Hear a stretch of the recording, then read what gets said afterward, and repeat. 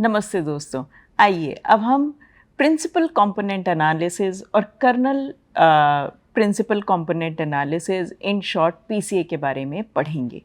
PCA एक बहुत ही effective method है जो कि डायमेंशनैलिटी रिडक्शन के लिए इस्तेमाल किया जाता है। तो इस मॉड्यूल के लर्निंग ऑब्जेक्टिव्स हैं कि इसमें हम पीसीए के कॉन्सेप्ट को समझेंगे। सबसे पहले हम मोटिवेशन समझेंगे कि हमें डायमेंशनैलिटी रिडक्शन क्यों करनी होती है, मेथड्स क्या हैं, पीसीए क्या है, उसकी वर्किंग क्या है और लीनियर वर्सेस कर्नल पीसीए में क्या डिफरेंस आता है, और फिर हम एक एग्जांपल भी देखेंगे। तो मोटिवेशन क्या है? कई बार हमारे पास बहुत ही हाई डिमेंशनल डेटा होता है जिसके कारण हमारी कंप्यूटेशनल कॉम्प्लेक्सिटी बहुत बढ़ जाती है। अब हम जब कह रहे हैं कि डेटा हमारा हाई डिमेंशनल है, इसका मतलब क्या है? इसका मतलब ये है कि हर डेटा सैंपल में बहुत सारे फीचर्स हैं। हो सकता है कि कुछ फीचर्स हमारे बहुत ही इम्पोर्टेंट हो, लेकिन काफ़ी सारे फीचर्स ऐसे हों जो कि बहुत ज़्यादा इम्पोर्टेंस ना कैरी करते हों। एक तो कारण ये हो सकता है, और दूसरा कारण ये हो सकता है कि आप ये कहें कि अगर हम डेटा स्पेस को रोटेट कर दें या किसी तरह ट्रांसफॉर्म कर दें, तो हो सकता है कि हम इतने सारे फीचर्स को रखने की बजाय कुछ ही फीचर्स से अपना काम चला पाएंगे। क्योंकि जिस तरीके से हर डेटा सैंपल के अगर नंबर ऑफ़ फीचर्स बढ़ जाते हैं, तो हमारी कंप्यूटेशनल कॉम्प्लेक्सिटी भी बढ़ जाएगी, जिसका मतलब है कि मशीन लर्निंग का मॉडल बनाना हमारे लिए थोड़ा सा कठिन हो जाएगा। डेटा को स्टोर करना भी कठिन है और हर तरह से प्रोसेसिंग हमारे लिए मुश्किल हो जाएगी। तो हम ये कहते हैं कि इसके साथ साथ अगर हमारा डेटा में हाई डायमेंशनल हो जाता है, तो उसको हम कहते हैं कि उसमें से हम मॉडल को एक अच्छा सा मीनिंगफुल पैटर्न निकालने में दिक्कत होती है, जिसको हम एक बहुत ही कॉमन यूज़ की टर्म जिसको इस्तेमाल किया जाता है, जिसको हम कहते हैं कर्स ऑफ डायमेंशनैलिटी। तो हम कहते हैं कि मॉडल इस प्रॉब्लम से भी सफ़र करता है।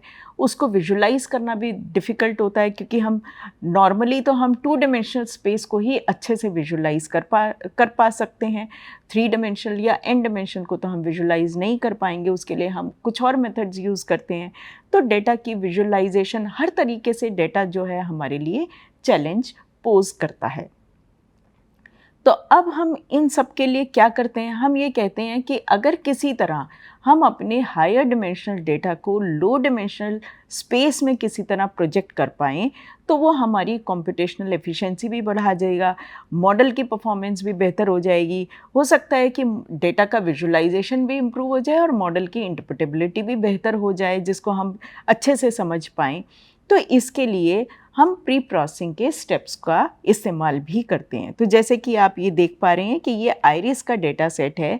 जब हमने 4 फीचर्स को यूज़ करते हुए फीचर 1 और फीचर 2 पे इसको देखा, तो इस तरीके से लिखता है। लेकिन अगर हमने प्रिंसिपल कंपोनेंट एनालिसिस यूज़ किया और डेटा को प्रोजेक्ट कर दिया 2 फीचर्स में, तो आप देखिए कि अब ये प्रिंसिपल कंपोनेंट 1 एक करस्पॉन्डिंग टू दिस ये एक फीचर है, प्रिंसिपल कंपोनेंट 2 दूसरा फीचर है।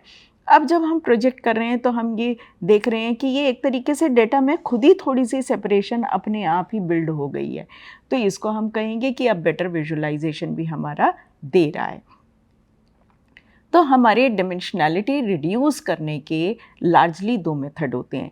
एक तो ये होगा कि आप कहेंगे कि अगर आपके पास बहुत सारे फीचर्स थे, से डी फीचर्स थे या डी डायमेंशनल डेटा था, तो उसमें से वो के सिग्निफिकेंट फीचर्स रख लो जो कि मैक्सिमल इंफॉर्मेशन डेटा की कैप्चर कर लेते हैं, और जो डी माइनस के डायमेंशंस हैं उनको आप रिजेक्ट कर दीजिए। तो यह तो हुआ फीचर सिलेक्शन का मेथड, जिसमें हम कहेंगे कि सिग्निफिकेंट फीचर्स हम रख लेंगे और जो थोड़े से हमें लगते हैं नॉन सिग्निफिकेंट फीचर्स हैं उनको हम डिस्कार्ड कर देंगे। जो दूसरा बहुत इंपॉर्टेंट मेथड आता है, जिसको हम कहते हैं प्रिंसिपल कंपोनेंट एनालिसिस। तो इस तरीके के मेथड्स में हम क्या करते हैं? तो ये हमारा एक सेकंड क्लास की कैटेगरी है, जिसमें हम कहेंगे कि हम अपने डेटा स्पेस को ही हम थोड़ा सा मॉडिफाई करेंगे या रोटेट कर देंगे और कुछ न्यू सेट ऑफ के डायमेंशंस निकाल लेंगे, जिनमें कि हमारी मैक्सिमल इंफॉर्मेशन कैप्चर्ड है। तो इसके कई मेथड्स हैं जो कि इस पर्टिकुलर कैटेगरी को बिलोंग करते हैं। इनको हम कहते हैं प्रोजेक्शन मेथड्स, कि एक तरीके से डेटा स्पेस हमने रोटेट कर दिया।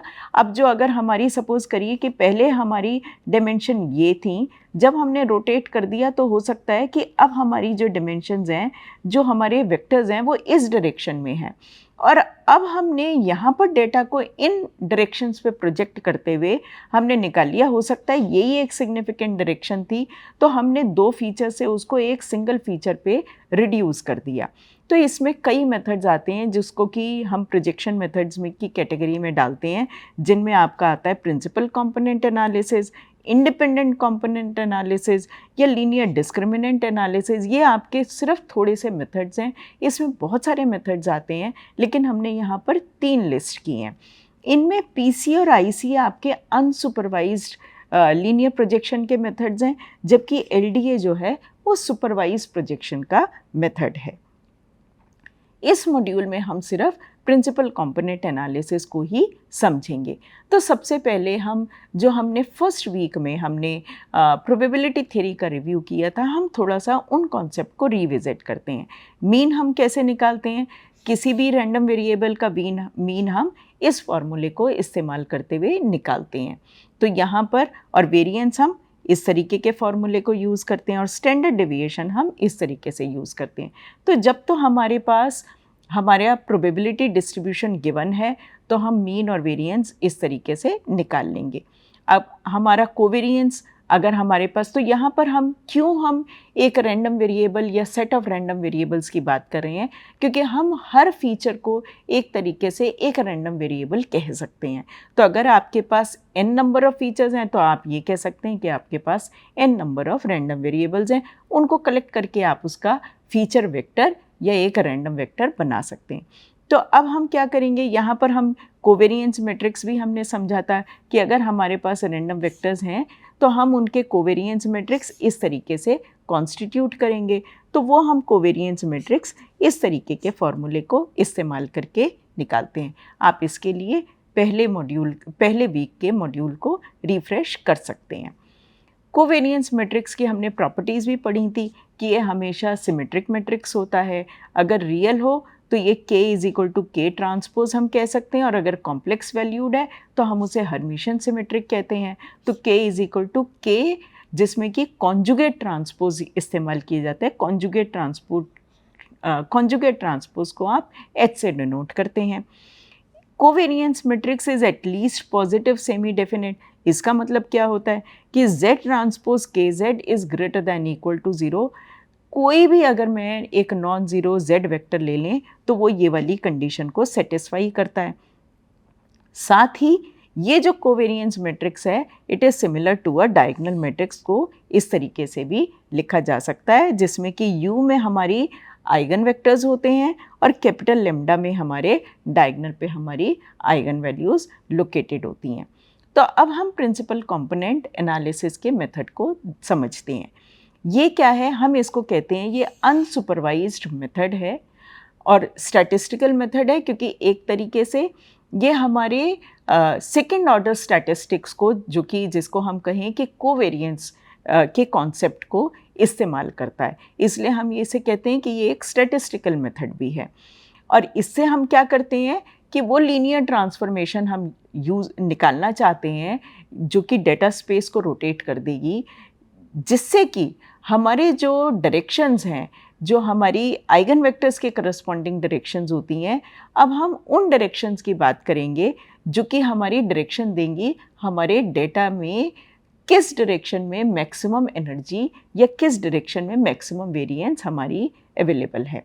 तो इसको कॉन्सेप्चुअली हम जब इसको सॉल्व करेंगे तो समझेंगे। तो सपोज़ करिए कि हमारे पास डेटा में हर डेटा सैंपल के 2 फीचर्स थे, फीचर 1 और फीचर 2, और ये जो हमारे रेड कलर के सर्कल्स हैं ये हमारे डेटा सैंपल्स हैं। सपोज़ करिए कि आपने PCA लगाया, और PCA लगाने के बाद क्योंकि फीचर 1 फीचर 2 हैं और तो हमारे पास 2 रैंडम वेरिएबल आ गए, तो इसका मतलब हमारे पास जो फीचर वेक्टर है वो हमारा 2x1 है, कोवेरिएंस मैट्रिक्स भी हमारा 2x2 बनेगा, 2 ही आइगन वैल्यू आएंगी और 2 ही आइगन वेक्टर आएंगे।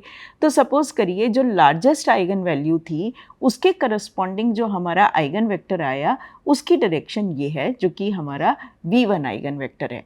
तो अब अगर हमने ये v1 आइगन वेक्टर निकाला तो आप देख रहे हैं कि जो ये आइगन वेक्टर किस डायरेक्शन में ओरिएंटेड है, ये उस डायरेक्शन में ओरिएंटेड है जो एक तरीके से डेटा को कैप्चर करता हुआ जा रहा है। तो अगर हमने अब हर डेटा को, सैंपल को इस आइगन वेक्टर पे प्रोजेक्ट कर दिया तो वो ये हमारे येलो कलर के सैंपल्स बन गए। तो ये हमारे जो डेटा सैंपल्स हैं, तो हो सकता है आप ये कहें कि जो पहला आइगन वैल्यू है वो लार्जेस्ट है और दूसरी आइगन वैल्यू बहुत ही छोटी है as compared to the first eigen value.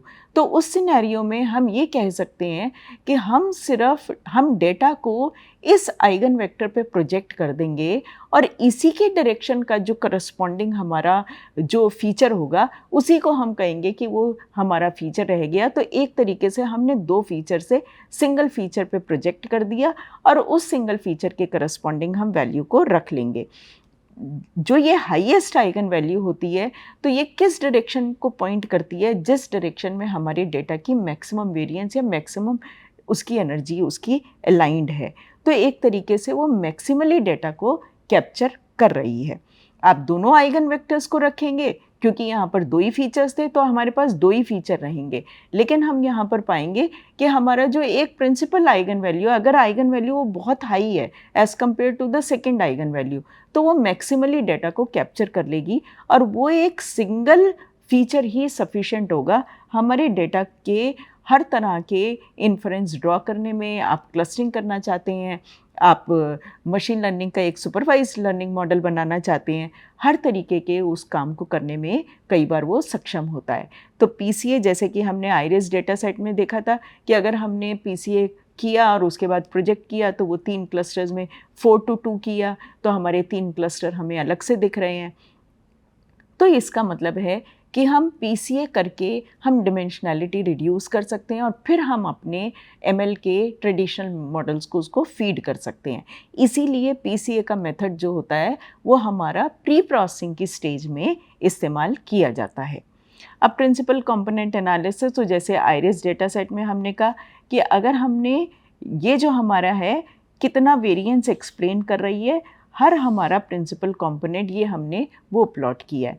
तो अगर हमने 4 to 3 में रिड्यूस किया तो आप देखिए पहला आइगन वैल्यू की जो डायरेक्शन है वो हमारा more than 90% of the data को एक्सप्लेन कर रहा है। सेकंड कंपोनेंट जो है वो थोड़ा एक्सप्लेन कर रहा है और थर्ड कंपोनेंट तो बहुत ही कम एक्सप्लेन कर रहा है। तो इसका मतलब अगर हम सिर्फ इसको भी पहले को भी यूज़ कर लें तो भी हमारे को बहुत सारी इन्फॉर्मेशन मिल जाएगी।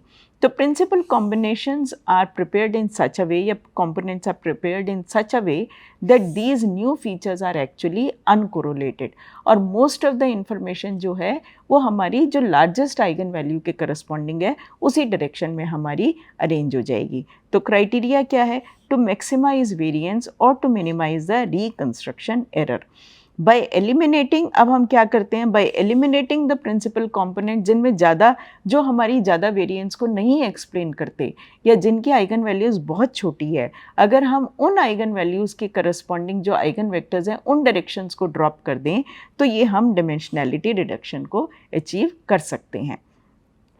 तो अब हम यहाँ पर इसकी वर्किंग समझते हैं। तो सबसे पहले हम क्या करेंगे?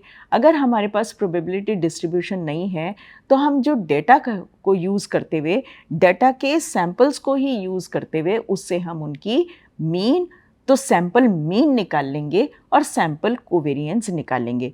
तो सैंपल मीन आप कैसे निकालेंगे? तो अगर आपके पास n डेटा पॉइंट्स हैं तो आपका म्यू क्या आएगा? आपका म्यू आएगा 1/n, i is equal to 1 to n आपके xi, जितने भी आपके सैंपल्स हैं उनके हमने सबका मीन ले लिया तो वो हमारे को मीन वेक्टर दे देगा।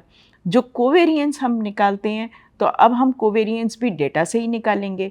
यहाँ पर हर ये जो है ये एक डेटा सैंपल है जिसको हमने स्टैक करके अपना x मैट्रिक्स बनाया है। तो यहाँ पर भी हम इसको स्मॉल x कह देते हैं, एक्स आई, लेकिन ये एक वेक्टर है। तो हमने अब कैपिटल एक्स मैट्रिक्स बनाया जिसमें कि हमने हर डेटा सैंपल में से या हर डेटा के फीचर वेक्टर में से एक मीन वेक्टर जो है, जो हमने यहाँ पर कंप्यूट किया था, उसको हमने सब्ट्रैक्ट कर दिया। सब्ट्रैक्ट करने के बाद हमने ये एक्स मैट्रिक्स बनाया। इसका मीन जो होगा वो 0 होगा। डेटा सेट को एक्चुअली हमने 0 मीन डेटा सेट में कन्वर्ट कर दिया है। तो उसके बाद हम क्या कहेंगे, उसके बाद हम उसका कोवेरिएंस मैट्रिक्स बनाएंगे। तो कोवेरिएंस मैट्रिक्स हम इस फॉर्मूले को यूज़ करते हुए एक मैट्रिक्स बना लेंगे। तो जब कोवेरिएंस मैट्रिक्स बन जाएगा फिर हम उसके आइगन वैल्यूज़ और आइगन वेक्टर्स निकालेंगे और फिर हम उसकी जो लार्जेस्ट आइगन वैल्यू है उसके करस्पॉन्डिंग जो आइगन वेक्टर आएगा उसको हम कहेंगे फर्स्ट प्रिंसिपल कंपोनेंट। तो अब हम क्या करेंगे कि पीसीए में हम ये कहते हैं कि हर जो हमारा डेटा सैंपल है उसको हम कैसे लिखना चाहते हैं, हम उसको कुछ इस तरीके के फॉर्मूले से लिखना चाहते हैं। तो अगर हमने डेटा, हमारे पास कितने पॉइंट्स से डेटा सैंपल के, हमारे पास let's say small n number of हमने आइगन वेक्टर्स निकाले, इसको हम कर देते हैं m। तो ये हमारे हो गए m वेक्टर्स और ये जो है हमारा j कितने हैं, हमारे हैं 1 to n डेटा पॉइंट्स थे और i इज़ इक्वल टू हमने सिर्फ m आउट ऑफ n जो हैं हमारे, हमने उसके वो आइगन वेक्टर्स रखे। तो अगर हमारे पास let's say number of features कितने हैं, नंबर ऑफ़ फीचर्स हैं हमारे, लेटस से हमारे नंबर ऑफ़ फीचर्स थे d और हमने उन फीचर्स में से d में से तो हमारा बनेगा d क्रॉस d मैट्रिक्स। तो d क्रॉस d मैट्रिक्स हमारा बनेगा। तो d क्रॉस d मैट्रिक्स में कितने आइगन वेक्टर्स होंगे और कितनी आइगन वैल्यूज़ होंगी, हमारी d आइगन वैल्यूज़ होंगी और हमारे पास d ही आइगन वेक्टर्स होंगे। ठीक, लेकिन अब हम उसमें से कितने रखना चाहते हैं। सपोज़ कहा आपने कि हम m आइगन वेक्टर्स को रख लेंगे out of where m is less than d। तो इसका मतलब हम उसका जब डिकम्पोजिशन करेंगे तो हम उसके अप्रॉक्सीमेट कर देंगे उसको इस वैल्यू से, जो कि i is equal to 1 to d होगा। तो एक तरीके से हमने v1 to vd में उसको प्रोजेक्ट कर दिया। तो हमारा एग्जैक्टली इक्वालिटी बनेगी एक्स जे की equal to mu plus summation I is equal to 1 to D alpha I J V I. तो ये तो हमारी बनेगी पूरी एक इक्वालिटी यहाँ पर होगी, लेकिन अगर हमने उसमें से सिर्फ m आइगन वेक्टर्स लिए तो इस तरीके से वो हमारा पूरा का पूरा हमारे को अप्रॉक्सीमेशन देगा। तो अब हमने इसमें क्या करना चाहते हैं कि हम ये जितने भी हमारे पीसीए कंपोनेंट्स होते हैं ये ऑर्थोगोनल होते हैं। इसका मतलब हर वी आई का inner product with V J is equal to 0 for I not equal to J. तो ये हमारी कंडीशन सेटिस्फाई होती है और इस तरीके से ये हमारा, अगर ये हमारे d थे तो टोटल, तो ये हमारी इक्वालिटी d पे हमारी सेटिस्फाई होगी। i is equal to 1 to d where j हमारा क्या है 1 to n डेटा पॉइंट्स हैं हमारे। तो vj जो हैं, vi जो हैं वो हमारे आइगन वेक्टर है corresponding to a non zero eigen value this. तो इस तरीके से हमने अपना, तो हम इसको जितने भी आइगन वेक्टर्स हैं अगर हम इनको कंबाइन करें तो हम कहेंगे कि ये आइगन स्पेस बनाते हैं। तो उसके बाद अब हम क्या करना चाहते हैं कि हम ये देखना चाहते हैं, तो पीसीए क्या है, एक तरीके से जनरलाइज रोटेशन कर देता है। तो हो सकता है कि हमारा डेटा पहले इन एक्सिस के अलोंग अलाइंड था, लेकिन जब हमने आइगन वेक्टर्स निकाले तो वो हमारे कुछ इस तरीके से इस डायरेक्शन में आ गए। तो एक तरीके से अब वो डेटा को इनके अलोंग अलाइन कर देगा। कैसे कि ये जो डेटा सैंपल्स थे पहले वो इस तरीके से प्रोजेक्टेड हो रहे थे, तो ये हमारा x1 वैल्यू थी, ये उसकी x2 वैल्यू थी पहले डेटा पॉइंट की। अब दूसरा डेटा पॉइंट हमारा इस पे ये वाला पहला फीचर है और ये हमारा दूसरा फीचर है, तो इस तरीके से प्रोजेक्ट कर रहा था। लेकिन अब सेम ही डेटा पॉइंट्स जो हैं हमारे, उनके प्रोजेक्शन हमारे जो हैं वो इन पे बदल जाएंगे और उनकी वैल्यू हमारी चेंज हो जाएगी। तो हमारी फीचर वैल्यू जो होगी वो हमारी चेंज हो जाएगी। तो एक तरीके से हम आइगन वैल्यूज़ को भी हम सॉर्टेड ऑर्डर में लिखेंगे। सॉर्टेड ऑर्डर में लिखने के बाद हम उनमें से कुछ k या m नंबर ऑफ हम उनकी आइगन वेक्टर्स को, जो सिग्निफिकेंट आइगन वैल्यूज़ होगी उन्हीं के करस्पॉन्डिंग आइगन वेक्टर्स को रखेंगे, बाकी सबको हम डिस्कार्ड कर देंगे। तो इस तरीके से अब हम इसको समझेंगे। तो सपोज़ करिए कि हमारे दो फीचर थे x1 और x2। तो जब हमने आइगन वेक्टर्स निकाले तो v1 की ये डायरेक्शन आई और v2 की ये डायरेक्शन आई। तो हम देख रहे हैं कि v1 एक तरीके से डेटा हमारा इस तरीके से, हर पॉइंट जो है ब्लू पॉइंट एक डेटा पॉइंट है, तो डेटा की जो डायरेक्शंस हैं, एक डायरेक्शन ये v1 की है और दूसरी डायरेक्शन v2 की है। तो अगर हम v1 के करस्पॉन्डिंग हम देखें डेटा पॉइंट्स, तो वो हमारे ये डेटा पॉइंट्स हैं। तो काफ़ी ज़्यादा स्प्रेड है हमारा डेटा का, जो इसने मैक्सिमम आइगन वैल्यू अगर ये वाली थी, ये करस्पॉन्डिंग टू v1 है, तो देखिए इसने मैक्सिमम वेरिएंस डेटा की कैप्चर कर ली है। तकरीबन सारे पॉइंट्स इसी डायरेक्शन के अलोंग अलाइन से हो रहे थे। जो हमारी दूसरी डायरेक्शन है, ये हमारी v2 डायरेक्शन है। v2 डायरेक्शन में हमारी काफ़ी कम वेरिएंस है। हम उसके अलावा अगर कोई बीच में इंटरमीडिएट डायरेक्शन देखेंगे v डैश, तो ये v डैश डायरेक्शन है। तो v डैश डायरेक्शन में इन दोनों के बीच में वेरिएंस है। तो लेकिन अगर हम इस बार दो फीचर से हम सिंगल फीचर में उसको रिड्यूस करना चाहते हैं, तो हम v1 की डायरेक्शन ले लेंगे, हर डेटा पॉइंट को v1 पे प्रोजेक्ट कर देंगे और जो वैल्यू आएगी वो हम कहेंगे कि उस फीचर की v1 के क्रॉस उस फीचर की वैल्यू है। और इस तरीके से वो जो डेटा आएगा उस पर हम अपनी जो भी मशीन लर्निंग की एल्गोरिथम है उसको लगा सकते हैं। PCA जनरली बहुत हेल्पफुल होता है। तो जैसे कि अगर आपकी इमेजेस का डेटा सेट है, तो इमेजेस पे भी आप प्रिंसिपल कंपोनेंट एनालिसिस लगा सकते हैं। और इस बार जो आइगन वेक्टर्स आएंगे वो एक तरीके से इमेजेस ही होंगी। उनको हम आइगन फेस भी कह सकते हैं, या आइगन बेसिस भी कह सकते हैं, या प्रिंसिपल कंपोनेंट भी कह सकते हैं। तो जैसे कि सपोज़ करिए कि ये आपका डेटा सेट है, ये 64 क्रॉस 64 की हर इमेज है, और इसका जो मीन इमेज है वो कुछ इस तरीके से दिखता है। जब आपने प्रिंसिपल कंपोनेंट एनालिसिस किया तो वो अपने आप में भी एक सिंगल इमेज है। तो प्रिंसिपल बेसिस 1 कुछ इस तरह का दिखा, बेसिस 2 इस तरह का दिखा, बेसिस 3 इस तरह का दिखा। तो अगर आपके डेटा में बहुत सारे 64 क्रॉस 64 फीचर्स हैं, तो आपके उतने ही सारे आपके आइगन फेसेस बनेंगे। लेकिन हो सकता है कि 3 आइगन फेसेस ने आपके सारे डेटा को कैप्चर करने में सक्षम है।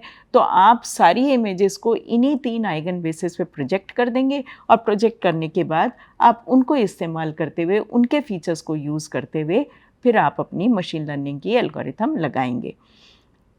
इसी में PCA के अलावा हम कर्नल PCA की बात करते हैं। तो कर्नल PCA क्या है? PCA का ही एक्सटेंशन है। लेकिन अब हमारा डेटा अगर नॉन लीनियरली सेपरेबल डेटा है या नॉन लीनियर है स्पेस में, तो हम क्या करेंगे? हम लीनियर PCA की बजाय कर्नल PCA लगाएंगे। तो कर्नल PCA का कॉन्सेप्ट वही रहेगा कि हम डेटा पे पहले एक कर्नल लगा के उसको नॉन लीनियर से लीनियर की तरफ प्रोजेक्ट कर देंगे। जैसे कि यहाँ पर किया, हम फाई लगा देंगे। तो वो फाई क्या हो सकता है? वो पॉलिनोमियल कर्नल भी हो सकता है, रेडियल कर्नल, बेसिस कर्नल भी हो सकता है, डिफरेंट कर्नल्स हो सकते हैं।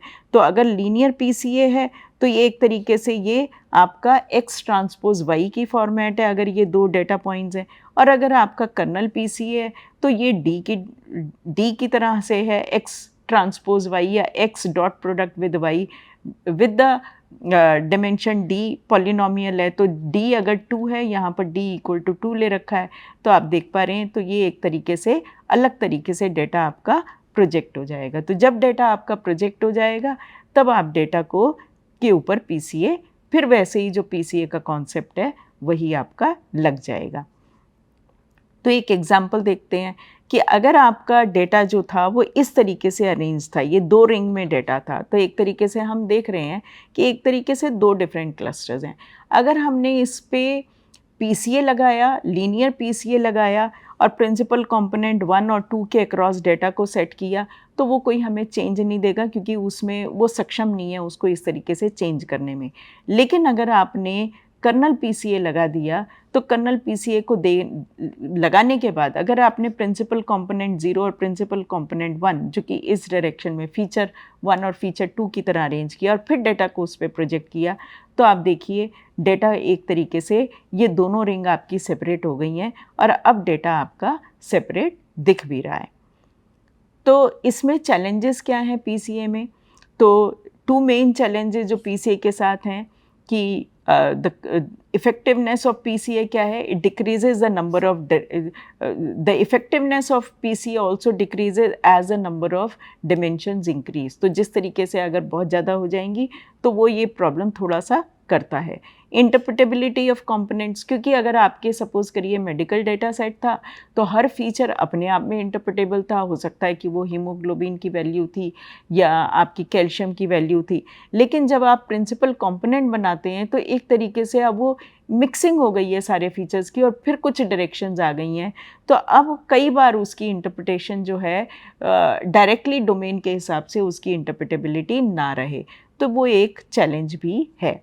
अब देखते हैं कि हम इसमें क्या करेंगे। तो सपोज़ करिए कि हमें डायमेंशन रिड्यूस करनी है 2 to 1। हमारे पास कितने सैम्पल्स हैं? हमारे पास 4 फीचर सैम्पल्स हैं। तो हम क्या करेंगे अब यहाँ पर कि हमारे पास हर फीचर सैम्पल की 2 वैल्यूज़ हैं, 4 और 11। ये है हमारा फीचर 1 और ये है हमारा दूसरा है हमारा फीचर 2। अब हम इस पे PCA लगा के इसकी डायमेंशनैलिटी रिड्यूस करना चाहते हैं और एंड में हम अपने डेटा की वैल्यूज़ को लिखना चाहते हैं कि हर फीचर वैल्यू हमारी क्या आई। तो हम सबसे पहले क्या करेंगे, सैम्पल मीन निकालेंगे, सैम्पल कोवेरिएंस मैट्रिक्स निकालेंगे, उसका आइगन वैल्यूज़ आइगन वेक्टर्स निकालेंगे, फिर जो लार्जेस्ट आइगन वैल्यू के करस्पॉन्डिंग जो डायरेक्शन है उसको हम कहेंगे कि वो हमारी प्रिंसिपल डायरेक्शन है और अब हम डेटा को उस डायरेक्शन पे प्रोजेक्ट करेंगे।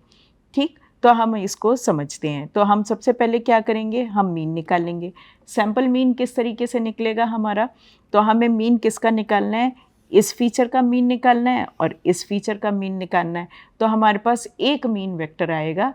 तो जो हम मीन वेक्टर जो हमने निकाला तो वो हमारा मीन वेक्टर आ गया। आप इसको निकालिए 8 और 8.5।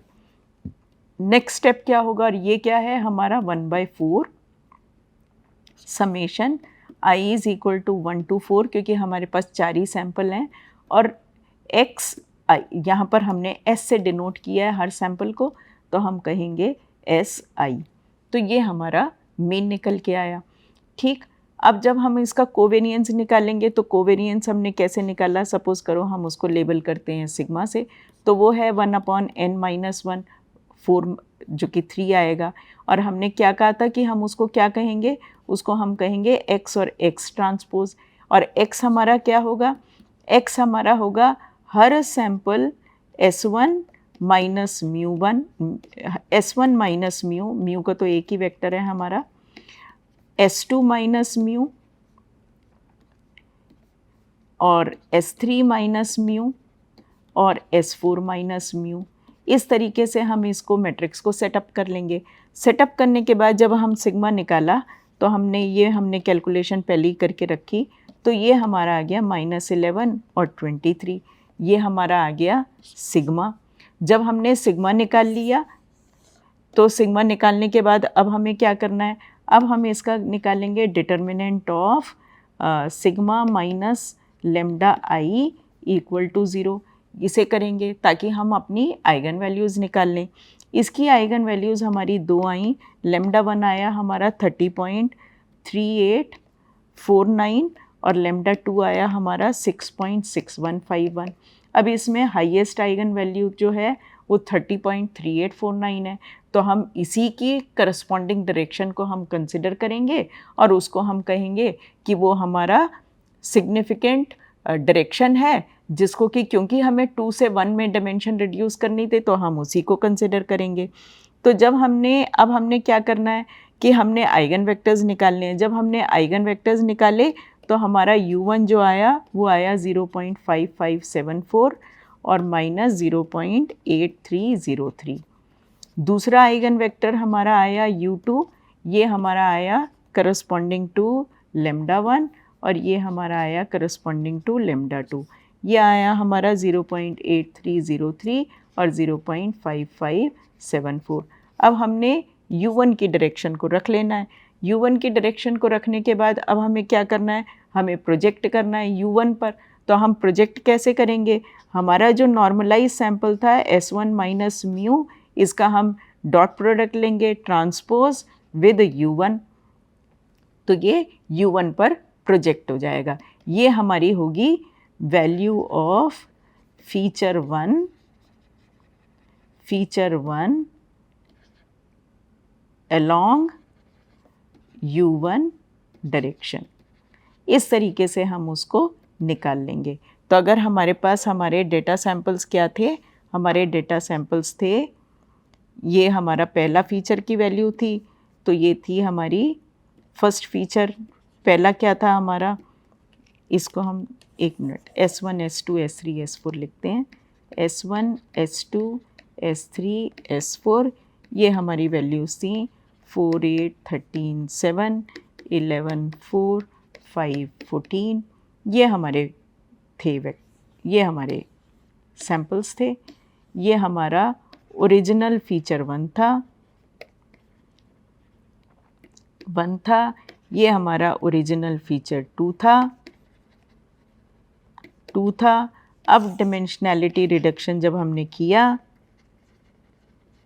Reduction modified feature.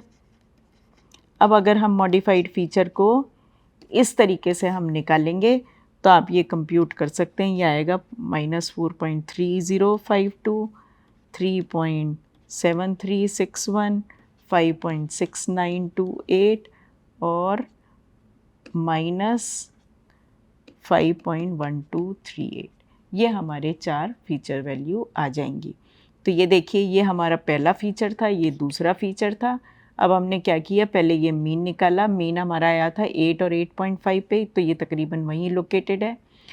हमारी जो दो डायरेक्शंस आई, E1 हमारी ये आई, E2 ये आई।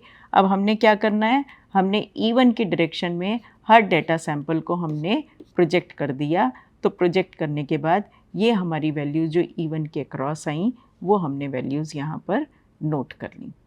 तो इस तरीके से आप PCA को परफॉर्म कर सकते हैं और उसके बाद जो वैल्यूज़ आएँ उसको आप रख सकते हैं।